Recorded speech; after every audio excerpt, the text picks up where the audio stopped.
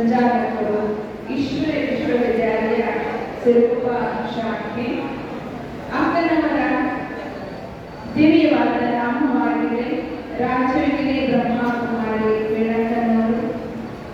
ಅಕ್ಕನವರು ಓದಿರುವಂಥದ್ದು MA sociology, MSc counselling ಹಾಗೂ ಈಶ್ವರಿ ವಿಶ್ವವಿದ್ಯಾಲಯದಲ್ಲಿ 1977ರಿಂದ ಜೊತೆಗೂಡಿದ್ದಾರೆ ಹಾಗೂ 1978ರಲ್ಲಿ ತಮ್ಮ ಸಂಪೂರ್ಣ ಜೀವನವನ್ನು ಈಶ್ವರನ ಸೇವೆಗೆ ಮುಡುಪಾಗಿಟ್ಟಂತಹ ಮಹಾನ್ ವಿಭೂತಿಯಾಗಿದ್ದಾರೆ. ಅಕ್ಕನವರು ಕನ್ನಡ, ತೆಲುಗು, ಹಿಂದಿ, ಇಂಗ್ಲಿಷ್, ಕೊಂಕಣಿ ಈ ಭಾಷೆಗಳಲ್ಲಿ ಪರಿಣಿತರು. ಹಾಗೆಯೇ ಅಕ್ಕನವರು ಈಶ್ವರಿ ವಿಶ್ವವಿದ್ಯಾಲಯದ ರಾಜ್ಯದ ಎಜುಕೇಶನ್ ರಿಸರ್ಚ್ ಫೌಂಡೇಶನ್ನಲ್ಲಿ ಎಕ್ಸಿಕ್ಯೂಟಿವ್ ಮೆಂಬರ್ ಆಗಿ ಅಕ್ಕನವರು ಸೇವೆಯನ್ನು ಸಲ್ಲಿಸ್ತಾ ಇದ್ದಾರೆ. ಅದರಂತೆ ಅಕ್ಕನವರು ಮೋಟಿವೇಶನಲ್ ಸ್ಪೀಕರ್ ಕೂಡ ಆಗಿದ್ದಾರೆ. ಹಾಗೆಯೇ 360 ಎಪಿಸೋಡ್ಗಳನ್ನು ಶ್ರೀಮದ್ ಭಗವದ್ಗೀತಾ ಟೆಲಿಕಾಸ್ಟಿಂಗ್ ಮೂಲಕ ಪೀಸ್ ಆಫ್ ಮೈಂಡ್ ಚಾನೆಲ್ನಲ್ಲಿ ಸೇವೆಯನ್ನು ನೀಡಿರುತ್ತಾರೆ. ಅದರಂತೆ ವ್ಯಾಲ್ಯೂ ಎಜುಕೇಶನ್ ಹಾಗೂ ಸ್ಟ್ರೆಸ್ ಮ್ಯಾನೇಜ್ಮೆಂಟ್ ಪ್ರೋಗ್ರಾಮ್ಗಳನ್ನು ನೀಡಿ ಟ್ರೈನಿಂಗ್ ಸಹ ನೀಡಿದ್ದಾರೆ. ಕೌನ್ಸಿಲಿಂಗ್ ಪ್ರೋಗ್ರಾಮ್ಗಳನ್ನು ಕೂಡ ಭಗವದ್ಗೀತೆಯ ಮೂಲಕ ಅಕ್ಕನವರು ನಡೆಸಿಕೊಡ್ತಾ ಇದ್ದಾರೆ. ಹಾಗೆಯೇ ಸಾಂತ್ವನ ಎನ್ನುವಂತಹ ಮಹಿಳಾ ಫೋರಂ NGO ಇದರಲ್ಲಿ ಅಕ್ಕನವರು ವೈಸ್ ಪ್ರೆಸಿಡೆಂಟ್ ಆಗಿದ್ದಾರೆ. 500ಕ್ಕೂ ಹೆಚ್ಚು ಭಗವದ್ಗೀತೆಯ ಕಾರ್ಯಕ್ರಮಗಳನ್ನು ನೀಡಿ ಅದರ 5 ಪೇಪರ್ಗಳನ್ನು ಇಡೀ ಭಾರತದಾದ್ಯಂತ ಪ್ರಸ್ತಾಪ ಮಾಡಿದ್ದಾರೆ. ಅಷ್ಟೇ ಅಲ್ಲದೆ ಭಾರತದ ಚಂಡೀಗಢ, ಮೈಸೂರು, ಬೆಂಗಳೂರು, ಶಿವಮೊಗ್ಗ, ನಾಗಪುರ್, ORC, ದೆಹಲಿ, ಹೈದರಾಬಾದ್, ಕಡಪ, ಕಾಕಿನಾಡ, ಮಂಗಳೂರು, ಜೋಧ್ಪುರ್, ಜೈಪುರ್, ಹಾಗೆ ಬಿಕಾನೇರ್, ಸೋನಿಪತ್, ಕುರುಕ್ಷೇತ್ರ ಯೂನಿವರ್ಸಿಟಿ, ಲುಧಿಯಾನ, ಭೋಪಾಲ್, ಲಕ್ನೋ, ಗೋವಾ, ಪ್ರಯಾಗರಾಜ್, ದೆಹಲಿ, ಅದರಂತೆ ಈಶ್ವರಿ ವಿಶ್ವವಿದ್ಯಾಲಯದ ಅಂತಾರಾಷ್ಟ್ರೀಯ ಪ್ರಮುಖ ಕೇಂದ್ರವಾದ ಅಬು ಪರ್ವತ ಇತ್ಯಾದಿ ಕ್ಷೇತ್ರಗಳಲ್ಲಿ ಅಕ್ಕನವರು ತಮ್ಮ ಸೇವೆಯನ್ನು ನೀಡಿದ್ದಾರೆ. ಇಂತಹ ಅಸ್ತಿ ಮಹಾನ್ ವಿಭೂತಿ ನಮ್ಮ ಮುಂದೆ ಇರುವುದು ಬಹಳಷ್ಟು ನಮ್ಮ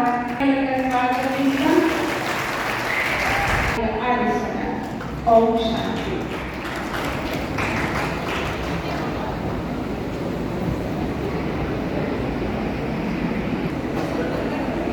ಓಂ ಶಾಂತಿಯಿಂದ ಎಲ್ಲರೂ ಒಂದ್ಸಲ ಹೇಳಿ ಓಂ ಶಾಂತಿ. ಓಂ ಶಾಂತಿ ಅಂದ್ರೆ ಐ ಆಮ್ ಪೀಸ್ ಅಂತ. ಏನಂತ? ಐ ಆಮ್ ಪೀಸ್, ನಾನು ಶಾಂತಿ. ನೀವೆಲ್ಲ ವಿದ್ಯಾರ್ಥಿ ಜೀವನದ ಸುವರ್ಣ ದಿನಗಳಲ್ಲಿ ವಿದ್ಯಾರ್ಥಿ ಜೀವನ, student life is the golden life ಅಂತ ಹೇಳ್ತಾರೆ. ವಿದ್ಯಾರ್ಥಿ ಜೀವನ ಗೋಲ್ಡನ್ ಲೈಫ್. ನಿಮ್ಗೆ ಅನ್ಸುತ್ತಾ ಸ್ಟೂಡೆಂಟ್ ಲೈಫ್ ಗೋಲ್ಡನ್ ಲೈಫ್ ಅಂತ? ಯಾರ್ಯಾರಿಗೆ ಅನ್ಸುತ್ತೆ student life is the golden life ಅಂತ? ನಿಮಗೆ ಅನ್ಸಲ್ಲ? ಅನ್ಸುತ್ತಾ ಇಲ್ವಾ? ಯಾಕೆ ಮಾಡ್ತಿದ್ರಿ ಸ್ಟೂಡೆಂಟ್ಸ್ ಲೈಫ್?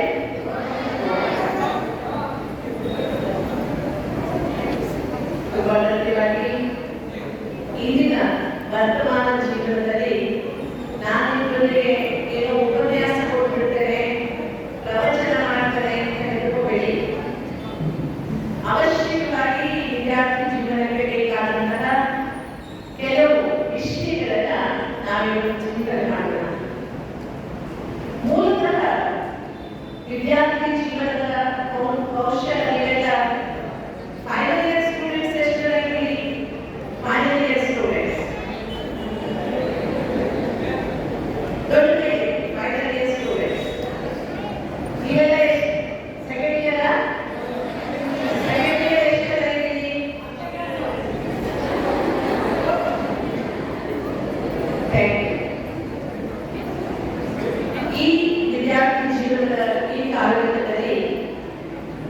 ಎಲ್ಲರಿಗೂ ದಯಮಾಡಿ ನನ್ನ ರಿಕ್ವೆಸ್ಟ್, ನಾನು ಮಾತಾಡಬೇಕು ಅಂದ್ರೆ ನೀವು ಸುಮ್ಮನಿರಿ, ಇಲ್ಲಾಂದ್ರೆ ನಾನು ಮಾತಾಡಲ್ಲ.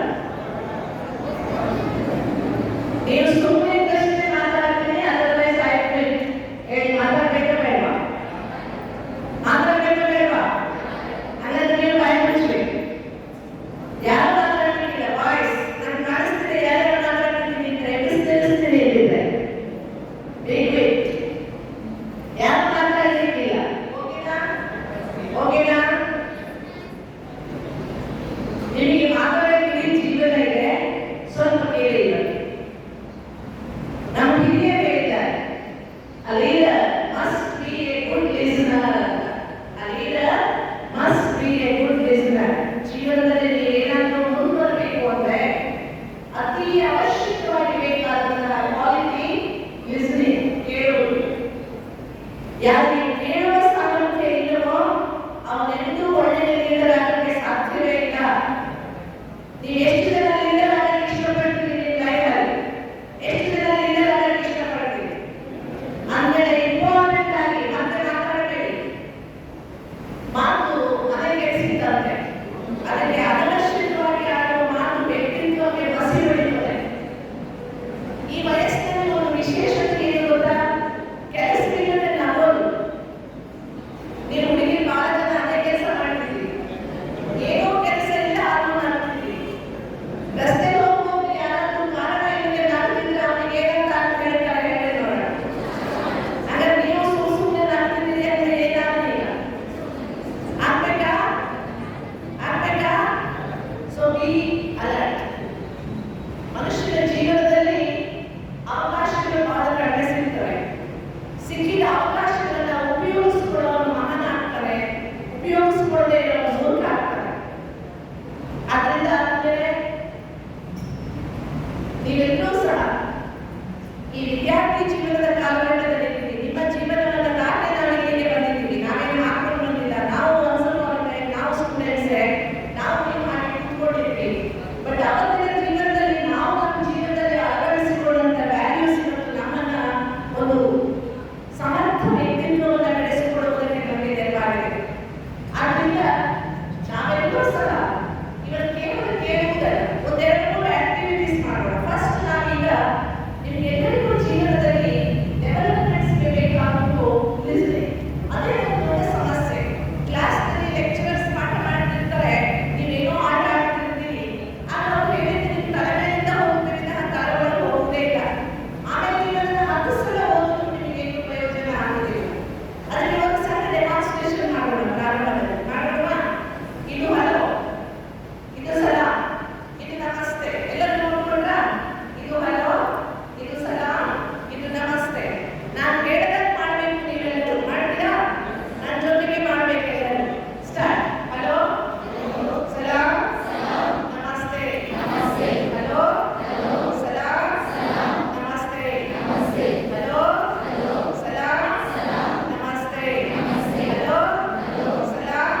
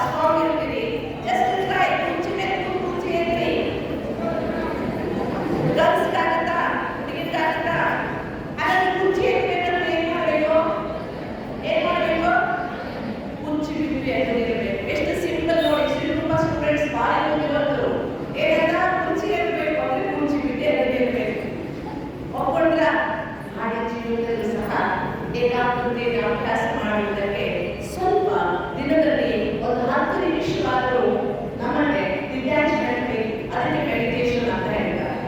ಡಿಟ್ಯಾಚ್ಮೆಂಟ್ ಅಂತ ಏನು ಹೇಳ್ತಾರೆ? ನೀವೆಲ್ಲ ದೇವರನ್ನು ನಂಬ್ತೀರಾ? ಎಲ್ಲರೂ ದೇವರನ್ನು ನಂಬ್ತೀರಾ? ನಿಮ್ಮದೇ ಸಂಪ್ರದಾಯ, ನಿಮ್ಮದೇ ಧರ್ಮ, ನಿಮ್ಮದೇ ಜಾತಿಯ ಪ್ರಕಾರ ನೀವು ದೇವರನ್ನ ನಂಬ್ತೀರಾ ಇಲ್ವಾ? ಯಾರಾದ್ರೂ ದೇವರನ್ನ ನಂಬದೇ ಇರೋರಿದ್ದೀರಾ? ಎಲ್ಲರೂ ದೇವರನ್ನ ನಂಬ್ತೀರಾ?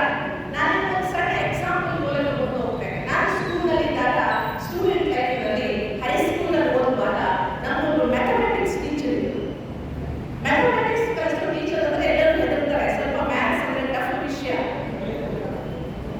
ನಮ್ಮ ಮ್ಯಾಥಮೆಟಿಕ್ಸ್ ಟೀಚರ್ ಬಹಳ ಒಳ್ಳೆಯವರಿದ್ರು, ಮಾಸ್ಟರ್ ಆಗಿದ್ರು, ತುಂಬಾ ಚೆನ್ನಾಗಿ ಮ್ಯಾಥ್ಸ್ ಕಲಿಸ್ತಿದ್ರು. ನಾವು AB ಸೆಕ್ಷನ್ ಇಂದ 90 ಸ್ಟೂಡೆಂಟ್ಸ್ ಇದ್ವಿ. ಯಾರು ಮ್ಯಾಥಮೆಟಿಕ್ಸ್ ಅಲ್ಲಿ ಫೇಲ್ ಆಗ್ತಿದ್ರು, ಅಷ್ಟು ಚೆನ್ನಾಗಿ ಮ್ಯಾಥಮೆಟಿಕ್ಸ್ ಕಲಿಸ್ತಿದ್ರು. ನಾವೆಲ್ಲ 100 ಮ್ಯಾಥಮೆಟಿಕ್ಸ್ ತೆಗಿತೀವಿ, ಅಷ್ಟು ಚೆನ್ನಾಗಿ ಕಲಿಸ್ತಿದ್ರು. ಬಟ್ ಒಂದು ಸಣ್ಣ ಪ್ರಾಬ್ಲಮ್ ನಮ್ಮ ಸರ್ ಏನು ಅಂದ್ರೆ, ಅವ್ರು ದೇವ್ರನ್ನ ನಂಬ್ತಿರ್ಲಿಲ್ಲ. ಅದಕ್ಕೆ ಅವರು ಪ್ರತಿದಿನ ಕ್ಲಾಸಲ್ಲಿ ದೇವರಿಲ್ಲ ಅಂತ ಹೇಳ್ತಿದ್ರು. ಹೇಗೆ ಹೇಳ್ತಿದ್ರು ಗೊತ್ತಾ?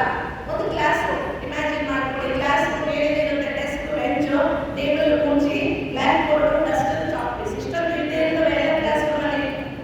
ಮಕ್ಕಳ ಹತ್ರ ಕೇಳಿದ್ರು, ಮಕ್ಕಳೇ ಬೋರ್ಡ್ ಕಾಣ್ತಿದೆಯಾ? Yes sir. ಹೇಗಿದ್ದೀರಾ? Black sir. ಟೇಬಲ್ ಕಾಣ್ತಿದೆಯಾ? Yes sir. How many legs sir? 4 legs sir. Chair ಕಾಣ್ತಿದೆಯಾ? ಹೌದು ಸರ್. ಹೇಗಿದ್ದೀರಾ? Wooden chair sir. ಈ ಪ್ರಶ್ನೆ ಕೇಳ್ತಾ ಹೋಗ್ತಿದ್ರು, ನಾವು ಉತ್ತರ ಕೊಡ್ತಾ ಹೋಗ್ತಿದ್ವಿ. ಕೊನೆಗೆ ದೇವರಿದ್ದಾನೆ? ಹೌದು ಸರ್. ಮಾಡ್ತಿದ್ದಾನೆ? ಇಲ್ಲ ಸರ್. ಹಾಗಾದ್ರೆ ದೇವರಿಲ್ಲ. ಅವ್ರದ್ದು ಫಾರ್ಮುಲಾ ಇದೇ ಅಂತ ಕಾಣ್ತದೆ, ಕಾಣ್ತಿಲ್ಲ ಅಂದ್ರೆ ಇಲ್ಲ. ಅರ್ಥ ಆಯ್ತಾ? ಹೇಗೆ A+B=AB ಅಂತ ನಾವು ಫಾರ್ಮುಲಾ ಮಾಡ್ತೇವೆ, ಹಾಗೆ ಇನ್ನೊಂದು ಫಾರ್ಮುಲಾ. ದೇವರು ಇದ್ದಾನೆ ಅಂದ್ರೆ ಕಾಣ್ತಾನೆ. ಈ ವಸ್ತು ಇದೆ, ಕಾಣ್ತಿದೆ. ದೇವರು ಕಾಣ್ತಿಲ್ಲ ಅಂದ್ರೆ ದೇವರು ಇಲ್ಲ. ನಾನು ಸಣ್ಣ ಮಕ್ಕಳು ಹೈಸ್ಕೂಲಲ್ಲಿ 8, 9ನೇ ಕ್ಲಾಸ್ನಲ್ಲಿ ಸರ್ ವಾಪಸ್ ಅಂತ ಮಾತಾಡ್ತಿರ್ಲಿಲ್ಲ ಯಾರು ಸಹ. 10ನೇ ಕ್ಲಾಸಿಗೆ ಹೊರಟ್ವಿ ನಾವೆಲ್ಲ, 9ನೇ ಕ್ಲಾಸ್ ಹೋಗಿ ಆಗ ನಮ್ಮ ಸರ್ ಒಂದು ಸ್ಪೆಷಲ್ ಕ್ಲಾಸ್ ಇಟ್ಟಿದ್ರು, ಮ್ಯಾಥಮೆಟಿಕ್ಸ್ 3 ತಾಸಿನ ಕ್ಲಾಸ್ ಮುಗಿತು. ಕ್ಲಾಸ್ ಮುಗಿದ್ಮೇಲೆ ನಮ್ಮ ಕ್ಲಾಸ್ ಒಬ್ಬ ಶಾರ್ಟ್ ನಮ್ಮ ಕ್ಲಾಸ್ಮೇಟ್ ಇದ್ದ, ಎಂದು ಕೂತ್ಕೊಳ್ಳೋಣ ಯಾರು. ಅವತ್ತು ಹೇಳಿದ್ರಲ್ಲ, ಸರ್ ನಾನು 2 ನಿಮಿಷ ಮಾತಾಡ್ತೀನಿ ಅಂತ. ಏನೋ ಸರ್ ಥ್ಯಾಂಕ್ಸ್ ಹೇಳಕ್ ನಾವೇ ನಾವು ತಿಳ್ಕೊಂಡು ಆಯ್ತು ಮಾತಾಡೋದು. ಅವ್ನು ಕೇಳ್ದ, ನಮ್ಮ ಸರ್ ಭಾಳ ಒಳ್ಳೆಯವರು, ಯಸ್. ನಮ್ಮ ಸರ್ ಭಾಳ ಬುದ್ಧಿವಂತರು, ಯಸ್. ನಮ್ಮ ಸರ್ ಎಲ್ಲರಿಗೂ ಅರ್ಥ ಆಗುವಾಗ ಗಣಿತ ಕಲಿಸ್ತಾರೆ, ಯಸ್. ನಮ್ಮ ಸರ್ ಒಂದು ಸ್ಲೋಗನ್ ಇತ್ತು, ಲೆಕ್ಕ ಬರಲ್ಲ ನಿಮಗೆ ಅಂದ್ರೆ ನೀವು ಲೆಕ್ಕಕ್ಕಿಲ್ಲ ಅಂತ. ಹಾಗಾಗಿ ನಮ್ಮ ಸರ್ ಭಾಳ ಒಳ್ಳೆಯವರು. ಇವತ್ತು ನಮ್ಮ ಸರ್ ತುಂಬಾ ಜನ ಮಕ್ಕಳಲ್ಲಿದ್ದಾರೆ, ಯಸ್. ನಿಮಗೆಲ್ಲ ಕಾಣ್ತಿದ್ಯಾ? ಯಸ್ ಕಾಣ್ತಿದೆ. ನಮ್ಮ ಸರ್ ಭಾಳ ಬುದ್ಧಿವಂತರು, ನಿಮಗೆಲ್ಲ ಗೊತ್ತಿದ್ಯಾ? ಗೊತ್ತಿದೆ. ಹಾಗಾದ್ರೆ ನಮ್ಮ ಸರ್ ಬುದ್ಧಿ ಕಾಣ್ತಿದ್ಯಾ ಅಂತ ಕೇಳ. ಅರ್ಥ ಬುದ್ಧಿವಂತ ಏನು ಅಂತ? ಆದರೆ ತುಂಬಾ ಗಟ್ಟಿಯಾಗಿ ದೇವರು ಅನ್ನುವಂಥ ಒಂದು ಶಕ್ತಿಯಿಂದ ಕಣ್ಣಿಂದ ನೋಡಕ್ಕಾಗಲ್ಲ ಅನ್ನೋ ಕ್ಷಣ ಅದಿಲ್ಲ ಅಂತ ಹೇಳಕ್ಕಾಗ. ಈಗ ಒಂದು ಸಣ್ಣ ಲಾಡು ಇದೊಂದು ಸಣ್ಣ ಬಹಳ ಸುಂದರವಾದ ಸುಗಂಧೆ. ಈ ಸುಗಂಧವನ್ನು ಕಣ್ಣಿಂದ ನೋಡಕ್ಕಾಗತ್ತಾ? ಆದ್ರೆ ಮೂಗಿನಿಂದ ನೋಡಕ್ ಬರುತ್ತಾ ಇಲ್ವಾ? ನಿಮ್ಗೆ ಎಲ್ಲರಿಗೂ ಅಮ್ಮನ ಪ್ರೀತಿ ಗೊತ್ತಿದೆ, ಕಾಣುತ್ತಾ? ಅಮ್ಮನ ಪ್ರೀತಿ ಕಾಣುತ್ತೆ, ಆದ್ರೆ ಅಮ್ಮನ ಪ್ರೀತಿಯನ್ನ ಅನುಭವ ಮಾಡ್ತಾರೆ. ಹಾಗೆ ದೇವರು ಸೋರ್ಸ್ ಆಫ್ ಆಲ್ ವ್ಯಾಲ್ಯೂಸ್, ಎಲ್ಲ ಮೌಲ್ಯಗಳ ಮೂಲ ಯಾರಿದ್ರೆ ದೇವರು, ಎಲ್ಲ ಶಕ್ತಿಗಳ ಮೂಲ ಯಾರಿದ್ರೆ ದೇವರು, ಎಲ್ಲ ಜೀವನದ ಬೇಕಾದ ಎಲ್ಲದರ ಅವಶ್ಯಕತೆಗಳ ಮೂಲ ಯಾರಿದ್ರೆ ದೇವರು. ಆ ದೇವರ ಮೇಲೆ ವಿಶ್ವಾಸವಿಟ್ಟು ನಾನು ನಿಮಗೆ ಏಕಾಗ್ರತೆಗೆ ಒಂದು ಟಿಪ್ ಹೇಳ್ಕೊಳ್ತೇನೆ ಅಂತ. ನಾನು ನಿಮಗೆ ಫಸ್ಟ್ ಹೇಳ್ತಾ ಇರೋದು, ಜಗತ್ತಿಗೆಲ್ಲ ಒಬ್ಬನೇ ಆದ ಭಗವಂತ ಒಬ್ಬನಿದ್ದಾನೆ. ನಂಬ್ತೀರಾ? ಆ ಒಬ್ಬನೇ ಆದ ಭಗವಂತ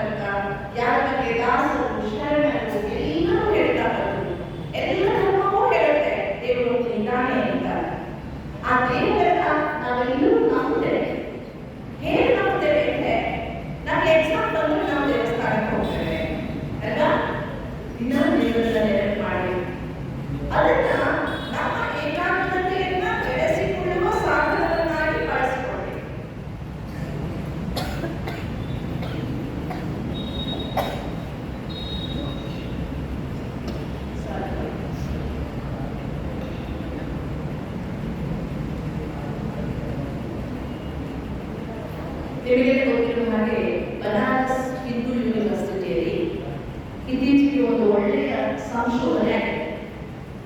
ಏನು ಸಂಶೋಧನೆ ಅಂದ್ರೆ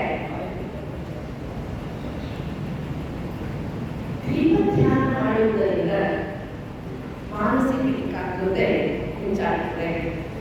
ನಿಮ್ಮನ್ನೆಲ್ಲ ದೇವರ ಮುಂದೆ ದೀಪ ಹಚ್ತಾರೆ, ಹಿಂದೂಗಳ ಮನೆಗಳಲ್ಲಿ ದೀಪ ಹಚ್ತಾರೆ, ಕ್ರಿಶ್ಚಿಯನ್ಗಳ ಮನೆಗಳಲ್ಲಿ ಕ್ಯಾಂಡಲ್ ಹಚ್ತಾರೆ, ಮುಸಲ್ಮಾನರ ಮನೆಯಲ್ಲಿ ನಮಾಜ್ ಮಾಡ್ತಾರೆ. ಎಲ್ಲರೂ ಸಹ ದೇವರನ್ನು ಪ್ರಾರ್ಥಿಸುವ ವಿಧವಿಧವಾದಂತಹ ಪದ್ಧತಿಗಳನ್ನು ಅನುಸರಿಸ್ತಾರೆ. ಈ ದೀಪ ಧ್ಯಾನವನ್ನ ಪತಂಜಲಿ ಯೋಗ ಸೂತ್ರದಲ್ಲಿ ತ್ರಾಟಕ ಅಂತ ಹೇಳ್ತಾರೆ, ಜ್ಯೋತಿ ತ್ರಾಟಕ ಅಂತ. ಈ ಜ್ಯೋತಿ ತ್ರಾಟಕ ಅಭ್ಯಾಸ ಮಾಡುವುದರಿಂದ ಕಣ್ಣಿನ ಶಕ್ತಿ ಜಾಸ್ತಿಯಾಗಿ ಚಶ್ಮಾ ತಳವಾಗಿ ಬರುತ್ತೆ. ಬೈ ಚಾನ್ಸ್ ಬಂದಿದ್ರೆ ಸೋಡಾ ಗ್ಲಾಸ್ ಬರಲ್ಲ. ಎರಡನೇದು, ನೀವು ಮನೆಯಲ್ಲಿ ದೇವರ ಮುಂದೆ ದೀಪ ಹಚ್ತಾರಲ್ವ, ಆ ದೀಪದ ಮುಂದೆ ಕೂತ್ಕೊಳ್ಳಿ. ದೀಪವನ್ನ ನೋಡ್ತಾ 1 ನಿಮಿಷದಿಂದ ಪ್ರಾರಂಭ ಮಾಡಿ 5-10 ನಿಮಿಷದವರೆಗೆ ದೀಪ ನೋಡ್ತಾ ಧ್ಯಾನ ಮಾಡಿ. ನಿಮಗೀಗಾದ್ರೂ ಪ್ರೇಯರ್ಸ್ ಬಂದ್ರೆ, ಶ್ಲೋಕಗಳು ಬಂದ್ರೆ ಅದನ್ನ ಹೇಳ್ಕೊಂಡು ಕೂತ್ಕೊಳ್ಳಿ, ಕಣ್ಣೆಲ್ಲ ಕೂತ್ಕೊಳ್ಳಿ, ದೀಪ ನೋಡ್ತಾ ಕೂತ್ಕೊಳ್ಳಿ. ನಾನು ಸುಮ್ಮನೆ ಹೇಳ್ತಾ ಇಲ್ಲ, ಇದು ವೆರಿ ಫಸ್ಟ್ ತುಂಬಾ ಚೆನ್ನಾಗಿ ನಡೆದಿರೋ ರಿಸರ್ಚ್. ಸಾವಿರಾರು ಜನರ ಮಾನಸಿಕ ಏಕಾಗ್ರತೆ ಡೆವಲಪ್ ಆಗಿದೆ. ಅದರ ಜೊತೆಗೆ ಇನ್ನೊಂದು ಬೆನಿಫಿಟ್ ಏನು ಗೊತ್ತಾ?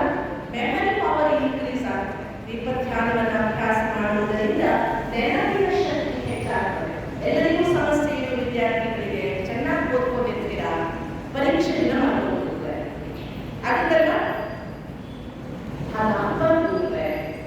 ನಮ್ಮ ಏಕಾಗ್ರತೆ ಡೆವಲಪ್ ಆಗ್ಬೇಕಾದ್ರೆ, ನಮ್ಮ ಮೆಮರಿ ಪವರ್ ಇನ್ಕ್ರೀಸ್ ಆಗ್ಬೇಕಾದ್ರೆ, ನಮ್ಮ ಒಳಗೆ ಇರುವಂತಹ ಸಿಟ್ಟು ಕಡಿಮೆ ಆಗ್ಬೇಕಾದ್ರೆ ನಾವು ಈ ದೀಪ ಧ್ಯಾನವನ್ನು ಅಭ್ಯಾಸ ಮಾಡಬೇಕು. ತುಂಬಾ ಸ್ವಲ್ಪ ಇದರಲ್ಲಿ ಇನ್ನೂ ಹೆಚ್ಚಿಗೆ ಯಾವ ರೀತಿಯಾಗಿ ಧ್ಯಾನ ಮಾಡಬೇಕು ಅಂತ ಈಶ್ವರಿ ವಿಶ್ವವಿದ್ಯಾಲಯದ ಅಕ್ಕಂಗಳಿಗೆ ತುಂಬಾ ಚೆನ್ನಾಗಿ ಕಲಿಸ್ಕೊಡ್ತಾರೆ. ನೀವು ಪುಸ್ತಕ ಮಾಡ್ಕೊಂಡು ಈಶ್ವರಿ ವಿಶ್ವವಿದ್ಯಾಲಯದ ಕೇಂದ್ರಗಳಿಗೆ ಬಂದ್ರೆ ಹೇಗೆ ಧ್ಯಾನ ಮಾಡಬೇಕು ಅಂತ ಕಲ್ತ್ಕೊಳ್ಳೋದು. ಅದಲ್ಲದೆ ನಿಮ್ಮ ಮನೆಯಲ್ಲಿ ದೀಪ ಹಚ್ಚಿರ್ತಾರೆ, ದೇವರ ಪ್ರದಕ್ಷಿಣ ಕೂತ್ಕೊಳ್ಳಿ, 1 ನಿಮಿಷ 2 ನಿಮಿಷ ದೀಪ ಧ್ಯಾನವನ್ನು ಮಾಡುವುದರ ಅಭ್ಯಾಸ ಮಾಡಿ. ಇದು ಮಾನವನ ಜೀವನಕ್ಕೆ, ಮನಸ್ಸಿಗೆ, ಶರೀರಕ್ಕೆ ಬಹಳ ಉಪಯುಕ್ತವಾದಂತಹ ಸಹಜವಾದ ಪ್ರಕ್ರಿಯೆ.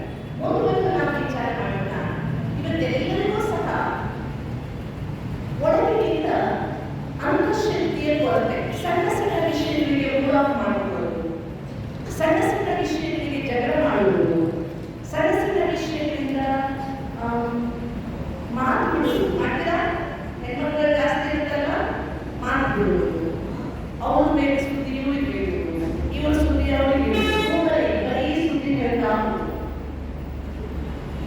ನಾನು ಹೇಳಿದ್ರೆ ನಮ್ಮ ಶಿರಸಿಯಲ್ಲಿ ಒಂದು ಹಾಸ್ಟೆಲ್ನ ಹುಡುಗಿ, ಆ ಹುಡುಗಿಯ ಬಗ್ಗೆ ಇಲ್ಲಸಲ್ಲದ ವಿಷಯವನ್ನು ಮೊಬೈಲ್ನಲ್ಲಿ ಬದಲಾಯಿಸಿದ್ರೆ ಪಾಪ ಹುಡುಗಿ ಸುಸೈಡ್ ಮಾಡ್ಕೊಂಡು ಹುಡುಗಿಯನ್ನು ತಮಾಷೆ ಮಾಡಿದ್ರು. ಆ ಹುಡುಗಿಗೆ ಆ ತಮಾಷೆ ಎಲ್ಲಿವರೆಗೆ ಹೋಯ್ತು ಅಂದ್ರೆ ಆ ಹುಡುಗಿ ಸುಸೈಡ್ ಮಾಡ್ಬೋದು. Right student SSLC 90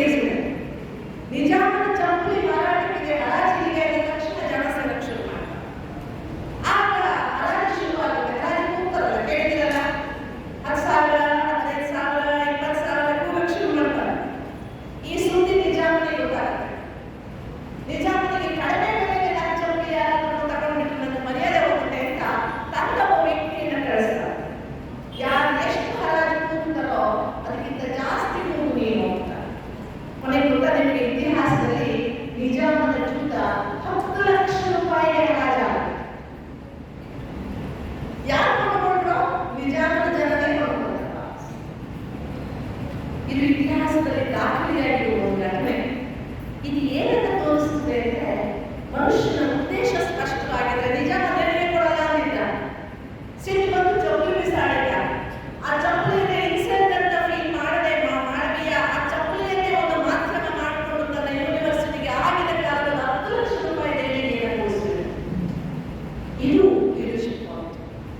leadership quality ಅಂದ್ರೆ ಅವಕಾಶ ಸಿಕ್ಕಿದ್ರೆ ನಾನು ಮುಂದುವರಿತೀನಿ ಅಲ್ಲ, ಸಿಕ್ಕಿರುವ ಪ್ರತಿಯೊಂದು ಸಂದರ್ಭವನ್ನು ಅವಕಾಶವನ್ನಾಗಿ ಮಾರ್ಪಡಿಸಿಕೊಳ್ಳುವವರು ಲೀಡರ್ ಆಗ್ತಾರೆ. ನೀವು ಮುಂದುವರಬೇಕು ಅಂದ್ರೆ ಯಾರು ನಿಮಗೆ ರೆಡ್ ಕಾರ್ಪೆಟ್ ಹಾಸಿ ಮುಂದುವರೆಗೆ ಅವಕಾಶ ಕೊಡ್ತಾರೆ ಅಂತ ತಿಳ್ಕೋಬೇಡಿ. ಪ್ರತಿಯೊಂದು ಅವಕಾಶವನ್ನು ನಾನು ಮುಂದುವರಿಯುವುದಕ್ಕೆ ಉಪಯೋಗಿಸಿಕೊಂಡ್ರೆ ನಾನು ಯಾವತ್ತೂ ಮುಂದೆ ಹೋಗುವುದಕ್ಕೆ ಸಾಧ್ಯವಿದೆ. ನೀವು ಯಾರೋ ಒಂದು ಅಡ್ಡ ರಸ್ತೆ ನೀವು ಹೋಗ್ತಾ ಇದ್ದೀರಿ, ಯಾರೋ ಒಂದು ಕಲ್ಲಿದ್ದರೆ ಆ ಕಲ್ಲನ್ನು ಒಂದು ಸ್ಟೆಪ್ ಸ್ಟೋರ್ ಮಾಡ್ಕೊಂಡು ಹೋಗಿ ವಿನಃ ಅದು ನನ್ನ ಜೀವನಕ್ಕೆ ಅಡ್ಡ ಅಂತ ತಿಳ್ಕೊಂಡು ನಿಂತ್ಕೊಂಡ್ಬಿಡ್ಬೇಡಿ.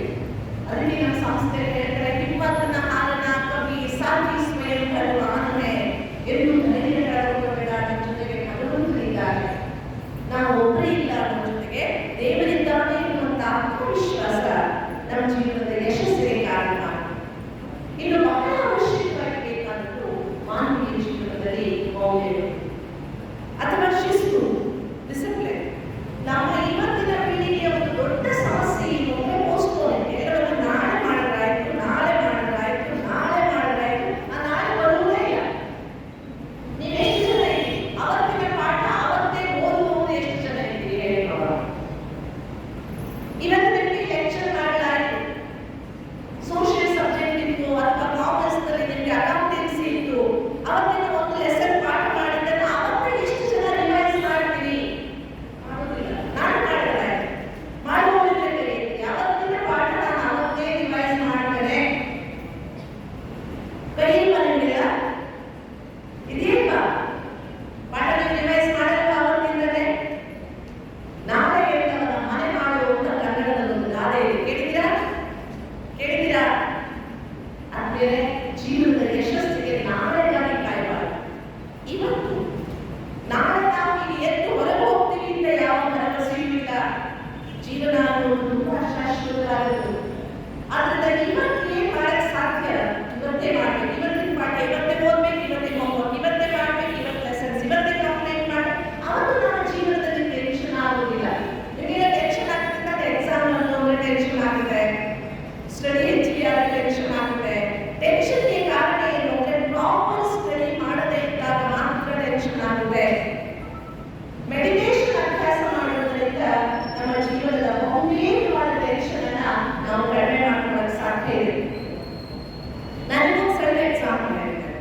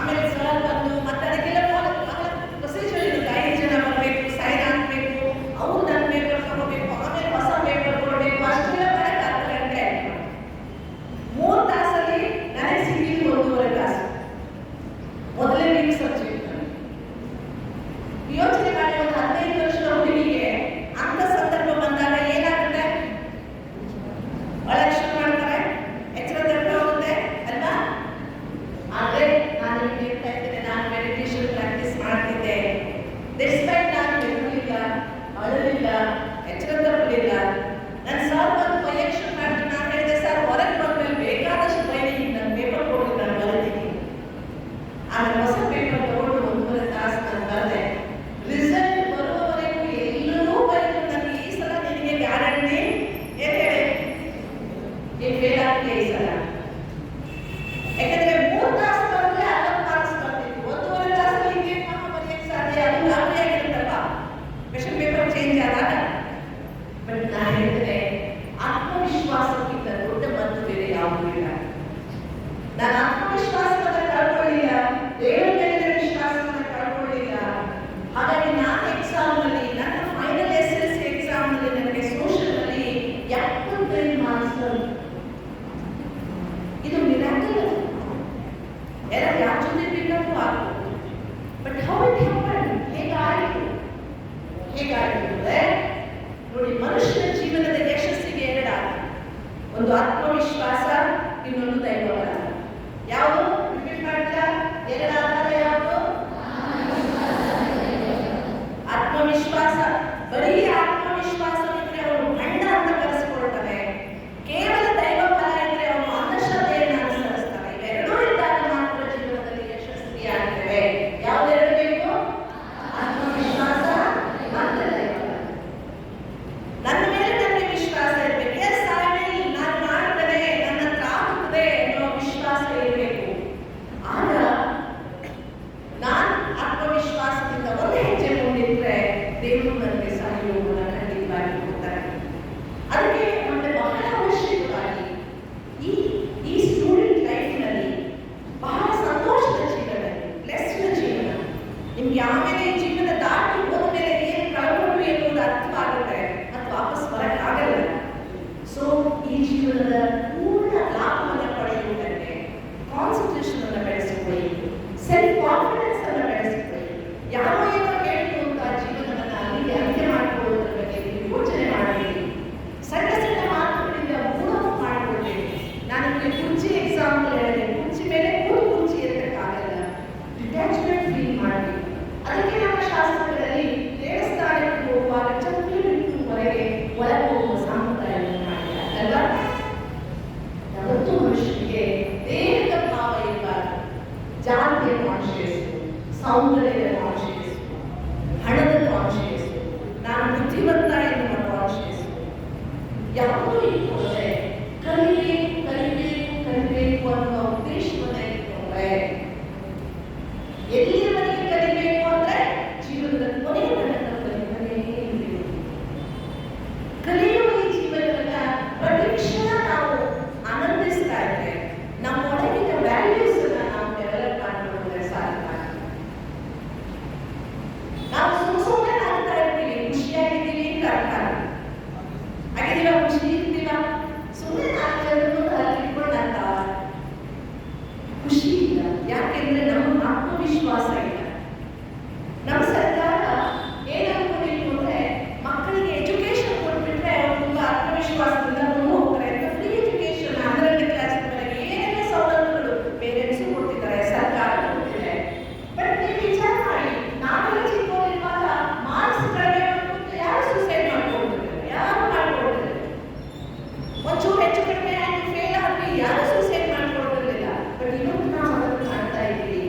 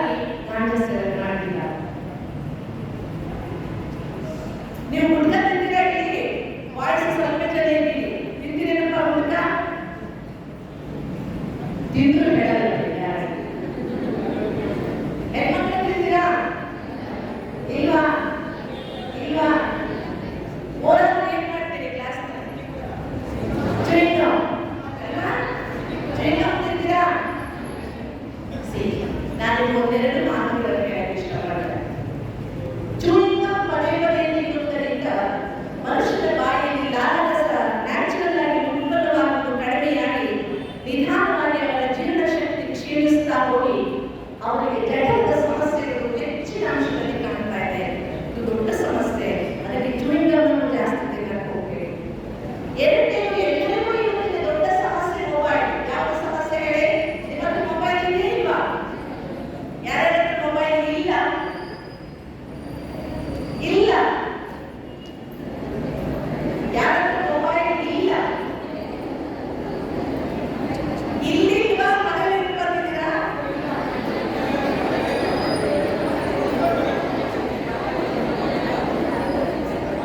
ಬೇಕೆ. ನನ್ನ ಈ ವರ್ಷ ಶುರುವಾದ ಮೇಲೆ 24 ಶುರುವಾದ ಮೇಲೆ ಒಂದು ಸಣ್ಣ ಹುಡುಗಿಯನ್ನು ಕರ್ಕೊಂಡು 8 ವರ್ಷ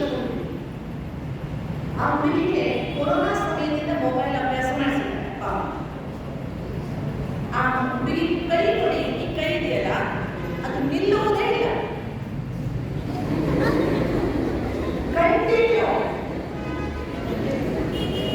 ಎಷ್ಟು ಕಡೆ ತೋರಿಸಿದ್ದಾರೆ, ನ್ಯೂರೋಲಜಿಸ್ಟಿಗೆ ತೋರಿಸಿದ್ದಾರೆ, ಸೈಕಾಲಜಿಸ್ಟಿಗೆ ತೋರಿಸಿದ್ದಾರೆ. ಆ ಮಗು ಅಷ್ಟು ಸಣ್ಣ ಮಗುವಿಗೆ ಅದರಲ್ಲಿ ರೇಡಿಯೇಷನ್ ಎಫೆಕ್ಟ್ ಎಷ್ಟು ಆಗಿದೆ ಮಗುವಿಗೆ ಬ್ರೇನ್ ಮೇಲೆ ಅಂದ್ರೆ ನಾನು ತಮಾಷೆ ಹೇಳಿಲ್ಲ. ನನ್ನ ಹತ್ರ ವಿಳಾಸ ಇದೆ, ಎಲ್ಲರೂ ಇದೆ, ಹೆಸರು ಔಟ್ ಮಾಡೋದು ಸರಿಯಿಲ್ಲ. ಹೀಗೆ ಡಾಕ್ಟರ್ಸ್ ಎಲ್ಲ ಏನು ಮಾಡೋಕ್ಕಾಗಲ್ಲ, ನೀವು ಫಿಸಿಯೋಥೆರಪಿ ಮಾಡಿ, ಮತ್ತೊಂದು ಮಾಡಿ, ಇನ್ನೊಂದು ಮಾಡಿ ಅಂತ ಹೇಳ್ತಾ ಇದ್ದಾರೆ. ಅವನಿಗೆ ಮನೆಯಾಗ್ತಿಲ್ಲ. 8 ವರ್ಷ ಅಂತ 2ನೇ ಕ್ಲಾಸ್ 3ನೇ ಕ್ಲಾಸ್ ಹುಡುಗಿ. ಆಮೇಲೆ ಈಗ ನಾನು ಅವನಿಗೆ ಸಜೆಸ್ಟ್ ಮಾಡಿರೋದು, ಫಸ್ಟ್ ಸಜೆಸ್ಟ್ ಮಾಡಿರೋದು ಎಡಗೈಯಲ್ಲಿ ಬರೆಯುವುದನ್ನು ಅಭ್ಯಾಸ ಮಾಡಿಸಿ ಅಂತ ಹೇಳಿದ್ದೇನೆ. ಶುರು ಮಾಡಿದ್ದಾರೆ ಎಡಗೈಯಲ್ಲಿ ಬರೆಸುವುದನ್ನು ಅಭ್ಯಾಸ ಮಾಡಿಸಿ. ಯಾಕಂದ್ರೆ ಈ ಕೈ ಯಾವಾಗ ಇಂಪ್ರೂವ್ ಆಗುತ್ತೋ ಗೊತ್ತಿಲ್ಲ. ಇನ್ನೂ ಸಹ ಈ ಕೈಯಲ್ಲಿ ಬರೆಸೋದಕ್ಕೆ ರೀಸನ್ ಏನು ಅಂದ್ರೆ ಅವಶ್ಯಕತೆಗಿಂತ ಜಾಸ್ತಿ ಮೊಬೈಲ್ ಅನ್ನ ಹೀಗೆ ಮಾಡಿ ಸ್ವೈಪ್ ಮಾಡಿ ಮಾಡಿ ಮಾಡಿ ಮಾಡಿ ಅದು ಕಂಟ್ರೋಲ್ ಮಾಡುತ್ತೆ. ಬೇಗ ಇಂಥವೆಲ್ಲ ಹೆಣ್ಣು ಮಕ್ಕಳ ಶರೀರದ ಮೇಲೆ ಬಹಳ ಕೆಟ್ಟ ದುಷ್ಪರಿಣಾಮ ಆಗ್ತಾ ಇದೆ. ಬ್ರೈನ್ ಮೇಲೆ ಆಗ್ತಾ ಇದೆ, ಅಲ್ಲಿ ಮೆಚುರಿಟಿ ಆಗ್ತಾ ಇದೆ. ಎಷ್ಟೆಲ್ಲ ಸಮಸ್ಯೆಗಳಿಗೆ ಕಾರಣ ಆಗುತ್ತೆ ಮೊಬೈಲ್. ಆದ್ರಿಂದ ಈ ಮೊಬೈಲ್ ಎಷ್ಟು ಉಪಯೋಗಿಸ್ಬೇಕು ಅಷ್ಟೇ ಉಪಯೋಗಿಸ್ಬೇಕು, ಜಾಸ್ತಿ ಉಪಯೋಗಿಸ್ಕೊಳ್ಬಾರ್ದು ಇರುವಂತ ದೃಢ ನಿಶ್ಚಯ ಬೇಕು ಅಂದ್ರೆ ತಿಳಿಸ್ಬೇಕು. ದಿನ ಒಂದು 10 ನಿಮಿಷ ದೇವರನ್ನ ನೆನಪು ಮಾಡುವುದರಿಂದ ಆತ್ಮಶಕ್ತಿ ವೃದ್ಧಿ ಆಗುತ್ತೆ, ಕಾನ್ಸಂಟ್ರೇಷನ್ ಡೆವಲಪ್ ಆಗುತ್ತೆ, ಭಗವಂತನ ಶಕ್ತಿ ನಮಗೆ ಸಿಗುತ್ತೆ. ಅದರಿಂದಾಗಿ ಬೇಡ ನಾನು ಕೊಟ್ಟಲ್ಲ ಮೊಬೈಲ್ ಅನ್ನ ರಾತ್ರಿ ಮಲಗುವಾಗ ದೂರ ಇಡುತ್ತೇನೆ. ಅವಶ್ಯಕತೆ ಇಲ್ಲದಾಗ ಮೈ ಮೇಲೆ ಇಟ್ಕೊಳ್ಳಲ್ಲ. ಗಂಡ್ಮಕ್ಳಲ್ಲಿ ಕಿಸೆಲ್ ಹಾಕೊಂಡಲ್ಲ ಕಿಡ್ನಿ ಪ್ರಾಬ್ಲಮ್ ಸ್ಟಾರ್ಟ್ ಆಗ್ತದೆ. ನೀವೇನು ಮಾಡುವುದಕ್ಕೆ ಪರಿಹಾರ ಇಲ್ಲ. ಅದಕ್ಕಾಗಿ too much is too bad. ಅತಿ ಸರ್ವತ್ರ ವರ್ಜೆಯೇ, ಯಾವತ್ತೂ ಅತಿ ಒಳ್ಳೆಯದಲ್ಲ. ಅದಕ್ಕೆ ಮಕ್ಕಳ ಉದ್ದೇಶ ಅಂತ ತಿಳ್ಕೊಬೇಡಿ. ನಾವೆಲ್ಲರೂ ಈ ಜಗತ್ತಲ್ಲಿ ಬದುಕಲು ಬಂದಿದ್ದೀವಿ, ಸಾಯಕ್ಕೆ ಬಂದಿಲ್ಲ. ಸಾವು ಒಂದಿನ ಬರುವುದೇ. ಆ ನಲಿತಂತ ಬದುಕಬೇಕಲ್ವಾ? ಹೇಗೆ ಬದುಕೋಣ? ಸತ್ಸತ್ತು ಬದುಕೋಣ, ಸಂತೋಷದಿಂದ ಬದುಕೋಣ. ಹೇಗೆ ಬದುಕೋಣ ಹೇಳಿ? ಸತ್ಸತ್ತು ಬದುಕಬೇಕೋ ಸಂತೋಷವಾಗಿ ಬದುಕಬೇಕು? ಸಂತೋಷವಾಗಿ ಬದುಕುವುದಕ್ಕೆ ವಿದ್ಯೆ ಎಷ್ಟು ಮುಖ್ಯವೋ, ವಿದ್ಯೆಯ ಜೊತೆಗೆ ಮಾನವ ಜೀವನದಲ್ಲಿ ಮರ್ಯಾದೆಗಳು ಅಷ್ಟೇ ಮುಖ್ಯ. ಆದ್ದರಿಂದ ಶಿಕ್ಷಣ ಕೇವಲ ಅಕ್ಷರ ಜ್ಞಾನ ಅಲ್ಲ. ನಮ್ಮ ಹಿರಿಯರು ಅಕ್ಷರ ಲೆಕ್ಕಕ್ಕೆ ತರ್ಕದ ವಾದಕ್ಕೆ ಬಿಕ್ಕ ಓದುಗಳು ತಿರುಪೆಗೆ ಮೋಕ್ಷಕ್ಕೆ 2 ಅಕ್ಷರವೇ ಸಾಕು. ಸರ್ವಜ್ಞ ಹೇಳ್ತಾರೆ ಮನುಷ್ಯನಿಗೆ ಬೇಕಾದ 2 ಅಕ್ಷರ ಜ್ಞಾನ. ಇವತ್ತು ನಿಮ್ಮ ಹತ್ರ ಬೇಕಾದಷ್ಟು ಇನ್ಫಾರ್ಮೇಶನ್ ಇದೆ, ಆದರೆ ಜ್ಞಾನ ಇಲ್ಲ. ಅದಕ್ಕೆ ಇಲಿಯಟ್, ಇಂಗ್ಲಿಷ್ನ ಪ್ರಸಿದ್ಧ ಕವಿ ಇಲಿಯಟ್ ಅಂತ ಹೇಳ್ತಾನೆ, in the name of knowledge they are collecting information and information. ಜ್ಞಾನದ ಹೆಸರಲ್ಲಿ ಸುದ್ದಿ ಸಂಗ್ರಹ ಮಾಡ್ತಾ ಹೊರಟಿದ್ದೇವೆ ನಾವು, ಜ್ಞಾನ ಇಲ್ಲ. ಕರೆಗೆ ಜ್ಞಾನ ಇದ್ದವರು ಸಿಗರೆಟ್ ಪ್ಯಾಕೆಟ್ ಮೇಲೆ ಇಂಜೂರಿಯಸ್ ಫಾರ್ ಹೆಲ್ತ್ ಅಂತ ಗೊತ್ತಿದ್ದು ಸಿಗರೆಟ್ ಸೇರ್ತಾರ? ಜ್ಞಾನ ಇದ್ದವರು ಮೊಬೈಲ್ ಉಪಯೋಗಿಸೋದ್ರಿಂದ ರೇಡಿಯೇಷನ್ ಹೆಚ್ಚಾಗುತ್ತೆ ಅಂದಮೇಲೆ ಅದನ್ನು ಅತಿಯಾಗಿ ಬಳಸ್ತಾರ? ಇಲ್ಲ. ಮತ್ತೆ ಇವತ್ತು ನನಗೆ ಇನ್ನೊಂದು ದೊಡ್ಡ ಸಮಸ್ಯೆ ಹೇಳ್ತೇನೆ. ನಾನು 80ನೇ ದೇಶದಲ್ಲೂ ಫ್ಯಾಟ್ ಫುಡ್ಗಳನ್ನು ತಿನ್ನು. ಅಂಗಡಿ ಮುಂದೆ ಸಾಲು ಸಾಲು ಹಾಕಿರ್ತಾರಲ್ಲ, ಏನ್ ಹೇಳ್ತೀನಿ ಅದಕ್ಕೆ? ಲೇಸು, ಕುರ್ಕುರೆ, ಮತ್ತೊಂದು ಇನ್ನೊಂದು. ನಿಮ್ಮ ಬ್ಯಾಟ್ರಿ ಭಾಳ ಇಷ್ಟ. ನೀವು ವಿಚಾರ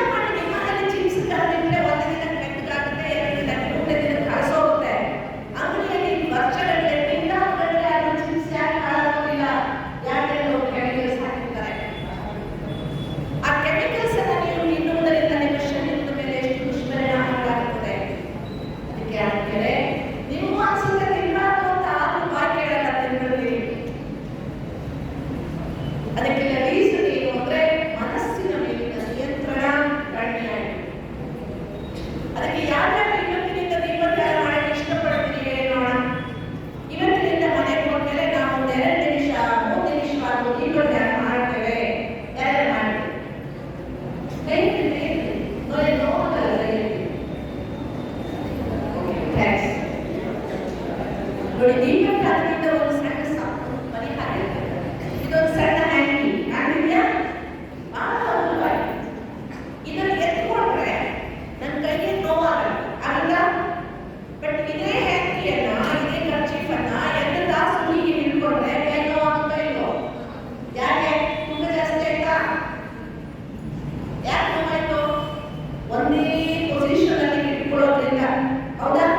ಹಾಗೆ ನೀವು ನಿಮ್ಮ ಮನಸ್ಸಿನಲ್ಲಿ ಸಣ್ಣ ಸಣ್ಣ ವಿಷಯಗಳನ್ನ ತಲೆ ಮೇಲೆ ಒಂದೇ ಪೊಸಿಷನ್ ಅಲ್ಲಿ ಓದ್ಕೊಂಡು ತಲೆಮಾರನ್ನ ಜಾಸ್ತಿ ಮಾಡ್ಕೊಳ್ತೀರಿ. ಅದರಿಂದಾಗಿ ಓದಿದ ವಿದ್ಯೆ ತಲೆ ಕಟ್ಟುವುದಿಲ್ಲ, ಕೇಳಿದ ಪಾಠ ಅರ್ಥ ಆಗುವುದಿಲ್ಲ, ಪರೀಕ್ಷೆಯಲ್ಲಿ ಎಲ್ಲವನ್ನು ಮರೆತು ಬಿಡ್ತೇವೆ. ಅದಕ್ಕೆ ಮಾನಸಿಕ ಏಕಾಗ್ರತೆಯನ್ನು ಬೆಳೆಸಿಕೊಳ್ಳಿ. ಯಾವಾಗಲೂ ಸತ್ಯ ಹೇಳಕ್ಕಾಗಲಿದ್ದು ಪರವಾಗಿಲ್ಲ, ಸುಮ್ಮನೆ ಹೇಳಬೇಕು. ಸುಳ್ಳು ಹೇಳಬಾರ್ದು, ಸತ್ಯನೂ ಹೇಳಕ್ಕಾಗಲ್ಲ. ಎಲ್ಲಿ ಸತ್ಯ ಹೇಳಕ್ಕಾಗಲ್ಲ, ಸುಳ್ಳು ಹೇಳಿ ಸುಮ್ಮನೆ ನಮ್ಮನ್ನು ನಾವು ಕೆಡಿಸಿಕೊಳ್ಳೋದ್ರಿಂದ ಅಲ್ಲಿ keeping quiet is more than anything. ಸುಮ್ಮನೆ ಇಟ್ಕೊಳ್ಳೋದು ಎದುರು ನಮಗೆ ಗೊತ್ತಾಗುತ್ತೆ, ಗೊತ್ತಾದ್ರೂ ಪರವಾಗಿಲ್ಲ. ಆದ್ರಿಂದ ಅಷ್ಟೇ ನೀವು ಹೇಳೋದೆಲ್ಲ ಬಹಳ ಸುಲಭ, ಮಾಡೋದು ಭಾರಿ ಕಷ್ಟ ಅಂತ. ಯಾವುದು ಮಾಡೋದು ಯಾವುದು ಕಷ್ಟ ಇಲ್ಲ, ಕಲಿತ್ರೆ ಓದಲಿಕ್ಕೆ ಕಲಿತಿದ್ರೆ ಬ್ರಹ್ಮವಿದ್ಯೆ ಅಂತ ಹೇಳ್ತಾರೆ. ಕಲಿತ ಮೇಲೆ ನೀವು ಕಷ್ಟ ಆಗುವುದು. ಅದಕ್ಕೆ ಆದ್ಮೇಲೆ ಬಹಳ ಅಗತ್ಯವಾಗಿ ಇವೆಲ್ಲೂ ಸಹ ಇವತ್ತಿನ ದಿನ ಸೇರಿದ ಇವೆಲ್ಲ ನಮ್ಮ ದೇಶದ ಭವಿಷ್ಯ. ನೀವು ಚೆನ್ನಾಗಿದ್ರೆ ನಮ್ಮ ಭವಿಷ್ಯ ಸುರಕ್ಷಿತವಾಗಿದೆ, ನಮ್ಮ ದೇಶ ಸುರಕ್ಷಿತವಾಗಿದೆ. ನಾವೆಲ್ಲ ಯೂನಿವರ್ಸಿಟಿ ಕಡೆ ಹೊರಟಿದ್ದೇವೆ.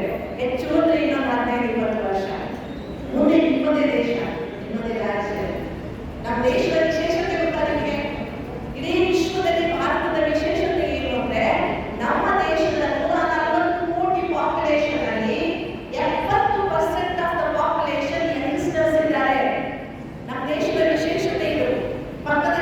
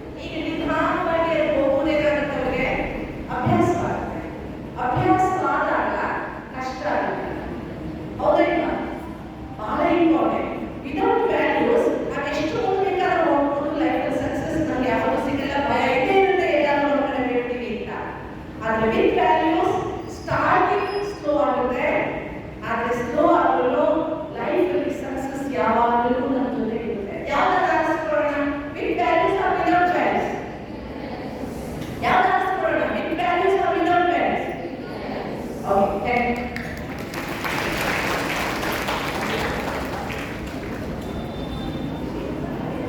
ಬಹಳ ಮುಖ್ಯವಾಗಿ ಮೊರಾಲಿಟಿ, ವ್ಯಾಲ್ಯೂಸ್ ಇವು ಪುಸ್ತಕದ ಶಬ್ದಗಳನ್ನ ನಮ್ಮ ಜೀವನದಲ್ಲಿ ಇದ್ದ ಅವುಗಳನ್ನ ಮೇಂಟೈನ್ ಮಾಡ್ಕೊಂಡು ನಾವು ಅಂತಂದ್ರೆ ಲೈಫಲ್ಲಿ ಯಾವಾಗಲೂ ನಮಗೆ ಹಿಂದೆ ತಿರುಗಿಕೊಳ್ಳುವ ಪರಿಸ್ಥಿತಿ ಬರೋದಿಲ್ಲ, ಫೇಲಿಯರ್ಸ್ ಆಗ್ತಿಲ್ಲ.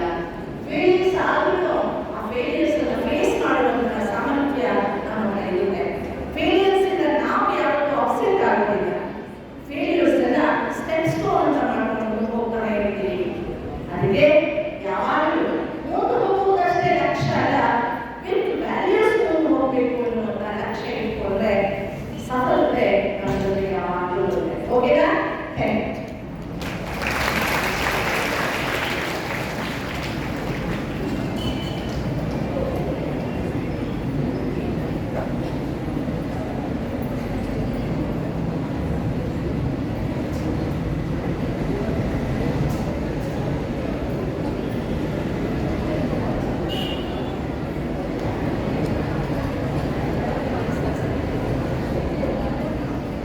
Om Shanti. Are you happy? Happy? ಯಾರು ಖುಷಿಯಾಗಿದ್ದೀರಿ ಮಾಡಿ? ಅಕ್ಕನವರಿಂದ ತಾವೆಷ್ಟೊಂದು ಜ್ಞಾನದ ಅತ್ಯಮೂಲ್ಯವಾದಂತಹ ವಿದ್ಯಾರ್ಥಿ ಜೀವನಕ್ಕೆ ಬೇಕಾದಂತಹ ಬಹಳಷ್ಟು ಕೆಲವು ಕೀ ಪಾಯಿಂಟ್ಸ್ಗಳನ್ನು ತಂದುಕೊಟ್ಟಿದ್ದಾರೆ. ಇವತ್ತು ಹೆಚ್ಚಿನ ಮಾತ್ರ ಮಕ್ಕಳಿಸಿ ನಿಮ್ಮ ಬದುಕಿನಲ್ಲಿ ಬರಲ್ಲ. ಇವತ್ತಿನ ಈ ಸಂದರ್ಭ, ಈ ಸಮಯ, ಈ ಸನ್ನಿವೇಶ, ಈ ಜ್ಞಾನದ ಖಜಾನೆ ಸಿಕ್ಕಿದೆ. ನೀವೆಲ್ಲರೂ ಅದೃಷ್ಟವಂತರು, ಭಾಗ್ಯಶಾಲಿ. ಸಮರ್ಪಕವಾಗಿ ಬಳಸಿಕೊಂಡ್ರೆ ನಿಮ್ಮನ್ನ ಮೀರಿಸೋರು ಇನ್ನೊಬ್ಬರೇ. ಅಕ್ಕನವರು ನಿಮಗೆ ಕೀ ಪಾಯಿಂಟ್ಸ್ ಕೊಟ್ಟಿದ್ದಾರೆ. ಏಕಾಗ್ರತೆಗೆ ಗುಡ್ ಲೀಡರ್ ಆಗಿಗೋಸ್ಕರ ಬೇಕಾದಂತಹ ವಿಶೇಷತೆಗಳನ್ನ ಹೇಗೆ ನಾವು ಬದುಕಿನಲ್ಲಿ ಮುಂದೆ ಹೋಗಬೇಕು. ಅಕ್ಕನವರು ಮಾತು ಹೇಳಿದ್ರು, ಮುಂದೆ ಹೋಗೋದಷ್ಟೇ ಮುಖ್ಯ ಅಲ್ಲ, ಏನೇನಿದ್ರು ಮುಂದೆ ಹೋಗಬೇಕು. ಮೌಲ್ಯಗಳನ್ನು ಇಟ್ಟುಕೊಂಡು ನಾವು ಜೀವನದಲ್ಲಿ ಮುಂದುವರಿಬೇಕು. ಈ ಪಾಯಿಂಟ್ಗಳನ್ನೆಲ್ಲ ನಾವು ನಿಮ್ಮ ಗಮನದಲ್ಲಿ ಇಟ್ಟುಕೊಳ್ಳುತ್ತಾ ಇದರ ಅತಿ ಹೆಚ್ಚಿನ ಅಭ್ಯಾಸಕ್ಕೋಸ್ಕರ ನಾವು ಸ್ಥಳೀಯ ಸೇವಾ ಕೇಂದ್ರ ಇದೆ, ಅಮೃತೇಶ್ವರ ದೇವಸ್ಥಾನದ ಮುಖದಲ್ಲಿ ರಾಜ್ಯದ ಶಿಕ್ಷಣ ಕೇಂದ್ರದ ಸುಖಶಾಂತಿ ಭವನ್, ಅಲ್ಲಿ ನಮ್ಮ ದೇವಿ ಸಹೋದರಿ ರಾಜಗಿರಿ ಬ್ರಹ್ಮಕುಮಾರಿ ಗುರುಮಕ್ಕನವರಿದ್ದಾರೆ. ಅವರಲ್ಲಿ ನೀವು ಹೆಚ್ಚಿನ ಸಲಹೆಗಳನ್ನು, ರಾಜ್ಯದ ಅಭ್ಯಾಸಗಳನ್ನು ಕಲಿತು ನಿಮ್ಮ ಗುರುತನ್ನು ಇನ್ನೂ ಯಶಸ್ವಿ ಮಾಡಿಕೊಳ್ಳಿ. ಈ ಸಂದರ್ಭದಲ್ಲಿ SVSL ಕಾಲೇಜ್ ಹಾಗೂ ಹನುಮಂತಪ್ಪ ಕಾಲೇಜಿನ ಅಧ್ಯಕ್ಷರಾದಂತಹ ಆತ್ಮೀಯ ಸಹೋದರಿ ಶೋಭಕ್ಕನವರು ತಮ್ಮೆಲ್ಲರ ಪರವಾಗಿ, ನಮ್ಮ ಸಂಸ್ಥೆಯ ಪರವಾಗಿ ಅಕ್ಕನವರಿಗೆ ಗೌರವ ಸನ್ಮಾನ ಮಾಡಲಿದ್ದಾರೆ. ಎಲ್ಲರೂ ಜೀವನ ಚಪ್ಪಾಳೆಯೊಂದಿಗೆ ನಾವು ಅಕ್ಕನವರಿಗೆ ಗೌರವಿಸುತ್ತೇವೆ.